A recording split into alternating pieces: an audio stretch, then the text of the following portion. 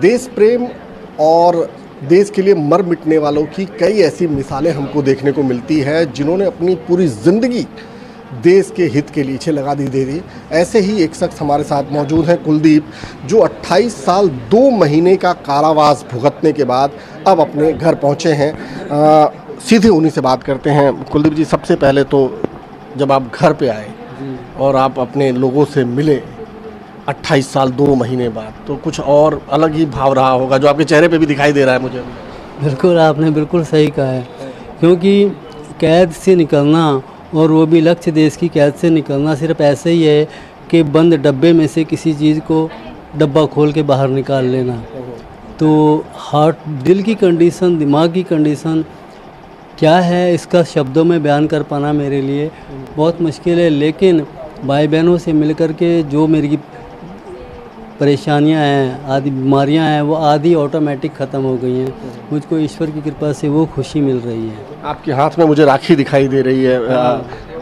राखी का तो दिन निकल गया था, लेकिन सिस्टर ने राखियाँ रखी हुई थी, तो आज वर्षों बाद, 32 साल बाद ये सिस्टर ने राखी बांधी है। तो ये ईश्वर को बहुत बहुत धन्यवाद देता हूँ कि उसकी कृपा से आज ये मुमकिन संभव हुआ। जाहिर सी बात है, आप जेल में बंद थे। हमारे देश में भी जेलें हैं और जगहों पर भी जेलें हैं, लेकिन जो हमारे सबसे बड़ा शत्रु देश है पाकिस्तान, और उसकी जेल में आपने इतने साल निकाले, कैसा रहा ये पूरा? मतलब जाहिर सी बात है यातनाओं से भरा रहा होगा, अच्छा तो नहीं रहा होगा, लेकिन फिर भी मैं आपसे जानना चाहूँगा। देखिए, मैंने तकरीबन जितने भी और दूसरे आए हैं आपके साथी, उनको यही बताया कि जेल अपने आप में एक मुसीबत का घर है। जेल नाम ही जंजाल का है। अगर कोई परेशानी ना होते हुए भी ये परेशानी है कि लॉकअप होना है, ताले में बंद रहना है, छोटी जगह है, कंजस्टेड है, उतना यानी कि उसमें ज़्यादा लोग नहीं आ सकते हैं, फिर भी ज़्यादा लोग का साथ में रहना, 100 तरीके की टेंशन, सुबह उठना, चाय पानी लो, रोटी लो, अगर नहीं ली तो उसमें प्रॉब्लम, भाई क्यों नहीं ली, मेरा खाना किसने ले लिया है, मैं भूखा रह गया हूँ, मुझको भी दो। ये आपस की जो टेंशन्स होती हैं, गवर्नमेंट की तरफ से तो सब कुछ आ रहा है और बहुत अच्छा मिलता है, लेकिन जो वहाँ की अपनी टेंशन्स होती है आपस की, उसमें आदमी बहुत ज़्यादा पजल हो जाता है। तो मतलब आप जैसे बता रहे हो खाना दूसरे खा लेते हैं, तो आपके जैसे और भी लोग थे वहाँ पे? देखिए, बहुत लोग हैं इस वक्त, 28 लोग हैं, उसमें ज़्यादातर एबनॉर्मल है। एबनॉर्मल? हाँ जी। मतलब कैसे? एबनॉर्मल मतलब जो अपना मानसिक संतुलन खो चुके हैं, पागल जिसको कह लें आप। तो जिनको ऐसे लोग हैं जो अपना नाम भी नहीं बता सकते हैं, लेकिन भारतीय हैं वो। तो भारत सरकार को चाहिए कि देश के लिए जो मर मिट रहा है आज, जिनका पूरा जीवन बलिदान हो गया है, उनको अपने देश में वापस बुलाए। एटलीस्ट उनका ट्रीटमेंट गवर्नमेंट करके उनको उनके घर भेज देगी। सरकार पर कोई फ़र्क नहीं पड़ेगा, सरकार के ख़जाने में कोई फ़र्क नहीं पड़ेगा। लेकिन आपने जैसा बताया कि वो एबनॉर्मल हो गए हैं, पागल हो गए हैं, तो क्या उनको इतनी यातनाएं दी गई हैं कि वो पागल हो गए हैं, इस तरह का टॉर्चर किया गया है? जब गिरफ्तार आदमी वहाँ पर होता है तो यही समझा जाता है कि जासूस है, चाहे वो किसी भी गलती से कैसे चला गया हो। तो उस पर टॉर्चर, जब मारपीट होती है तो मारपीट बहुत ज़्यादा हो जाने की वजह से वो पागल हो जाते हैं।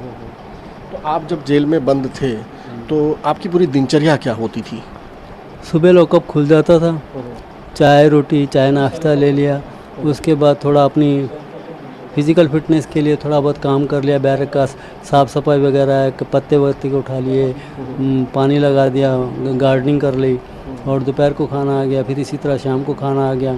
इस दौरान जेल अथॉरिटी ने हमको थोड़ी सी फैसिलिटी दी हुई थी एज ए ह्यूमन बींग्स, कि हम अपना मोतियों का काम कर लेते थे। तो ये जेल वालों की और पाकिस्तान गवर्नमेंट को मैं थैंक्स कहता हूँ कि उन्होंने हमको इतनी इजाज़त दी हुई थी, और हम मोतियों काम करके थोड़े बहुत पैसे मिलते थे, वो उससे हमारा टाइम पास हो जाता था। आपको पता चलता था कि कब दिवाली है, कब होली है, कब क्या है, ऐसा कुछ पता चलता था? कभी कभी पता चल जाता था और कभी नहीं। अच्छा, कैसे पता चलता था? टीवी वहाँ पर लगे हुए थे। अच्छा अच्छा। तो जब कभी न्यूज़ आती थी या सुन लेते थे तो पता चल जाता था कि अभी होली है या दिवाली है या कोई और फेस्टिवल है। आपने कहा कि जो भी वहाँ पकड़े जाते थे उनको जासूस ही समझा जाता था, तो आप जब गिरफ्तार हुए, आपकी गिरफ्तारी कैसे हुई और आपको क्या समझा गया, किस तरह की पूछताछ हुई, किस तरह का आपका वो? देखिए, हर एक एजेंसी का, हर एक कंट्री का जो इंट्रोगेटिंग सिस्टम है वो एक ही तरह होता है। पकड़ना, मारपीट करना, पूछना कि क्यों है, कैसे है, ये सब कुछ होता था। आप पकड़े कैसे गए और कब, मतलब क्या हुआ था ये? मैं भारत वापस आने के चक्कर में बॉर्डर पर गिरफ्तार हो गया था, क्योंकि मेरे पास रास्ता नहीं था। पहले जब मैं गया था तो तारें नहीं थी, अभी वापस आने लगा था तो तार वहाँ पर लगी हुई थी, तो वापस नहीं आ सकता था, तो अनफॉर्चुनेटली गिरफ्तार हो गया। जैसा कि आपने बताया कि दिन भर आपका अलग अलग शेड्यूल रहा करता था, ये सब चीज़ें हैं। चूँकि आप जब वापस आ रहे थे और आप गिरफ्तार होकर पकड़े गए, तो आपको कोई अप्रोच नहीं हुआ भारत सरकार की ओर से या किसी की तरफ से, या फिर आपके छूटने की प्रक्रिया कैसे चली, आगे कैसे बढ़ी? छूटने की प्रक्रिया सज़ा ख़त्म होने के बाद वो जेल अथॉरिटी खुद होम डिपार्टमेंट को लिख देती है कि भाई इस भारतीय नागरिक की सज़ा ख़त्म हो गई है। उसके बाद वो सुप्रीम कोर्ट में पेश करते हैं और साथ ही साथ इंडियन एम्बेसी को कांटेक्ट करते हैं। इंडियन एम्बेसी हमारी पहले हो चुकी, काउंसिल एक्सेस हो चुकी थी, तो जैसे ही काउंसिल एक्सेस हो इंडियन एम्बेसी को कांटेक्ट करते हैं, वो आगे डेट फिक्स कर लेते हैं और ईश्वर की कृपा से। आपको उम्मीद थी कि आप आ पाएंगे अपने घर, अपने घर वालों के साथ इस तरह से अपने घर में बैठ रहे होंगे, लोगों से बात कर रहे होंगे, ये उम्मीद थी आपको? उम्मीद तो थी, लेकिन कभी कभी टूट जाते थे। क्या वजह थी, कैसे टूट जाती थी, क्या एक बीमारी, कई प्रकार की बीमारियाँ, टीबी मुझे थी, हेपाटाइटिस मुझे हो गया था, हर्नियों की प्रॉब्लम मुझे हो गई थी और हार्ट की प्रॉब्लम मुझे थी। इस वक्त मेरा ये जो कान है, इससे मैं इस समय बहुत ज़्यादा परेशान हूँ। तो इन सब चीज़ों को देखते हुए कभी लगता था पता नहीं, और 59 एज हो गई है, पता नहीं ज़िंदा भी रहूँगा कि नहीं, पता नहीं जाना होगा कि नहीं होगा। तो इन सब बीमारियों को लेकर के, लंबे और समय पीरियड को लेकर के कभी कभी उम्मीद टूट जाती थी। आपको दवाएं मिलती थी इन चीज़ों की? हाँ, वहाँ के डॉक्टर्स वगैरह बहुत अच्छे थे और उनकी मेहरबानी थी कि मुझको हर्नी का ऑपरेशन हुआ। मेरा बाईपास होना था, लेकिन ये जिस्मानी शारीरिक कंडीशन देख करके डॉक्टर्स ने, जो सर्जन्स थे, उन्होंने। एक आखिरी बात आपसे पूछना चाहूँगा, अगर ये जो ज़िंदगी आप जी के आए हो या भुगत के आए हो, क्या ख्याल आता है, एक आखिरी ख्याल क्या आता है कि भगवान ये ज़िंदगी क्या, मतलब क्या सोचते हैं? आपके सवाल प्रश्न का जवाब मैं कैसे दूं? मैं इतना कहना चाहूँगा कि जिस्म है नहीं है, शरीर है नहीं है, लेकिन हमारा घर है तो हम हैं। जब घर नहीं है तो हम कहाँ रहेंगे? घर से मतलब है देश। अगर हम अपने घर को नहीं संभालेंगे, हमारे घर पे कोई कब्ज़ा कर लेगा, तोड़ फोड़ देगा, तो हमारे लिए मुश्किल हो जाएगी। तो मैंने जो कुछ सहन किया है, बर्दाश्त किया है, वो अपनी जगह है, लेकिन उसके अंदर भी भावना यही होती थी कि जो मेरा जज्बा है वो दूसरे भी भारतीय नागरिकों का जज्बा हो।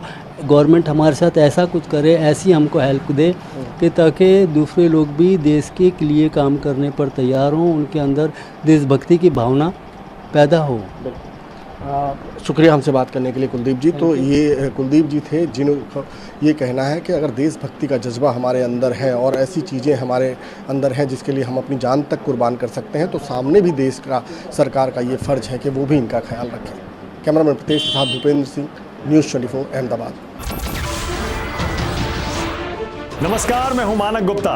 अगर आपको हमारा ये वीडियो पसंद आया हो तो इसे लाइक और शेयर जरूर करें, और हाँ, हमें सब्सक्राइब और फॉलो करना ना भूलें ताकि आप देश और दुनिया की कोई खबर मिस ना करें। तो जुड़े रहिए हमारे साथ और देखते रहिए न्यूज़ 24।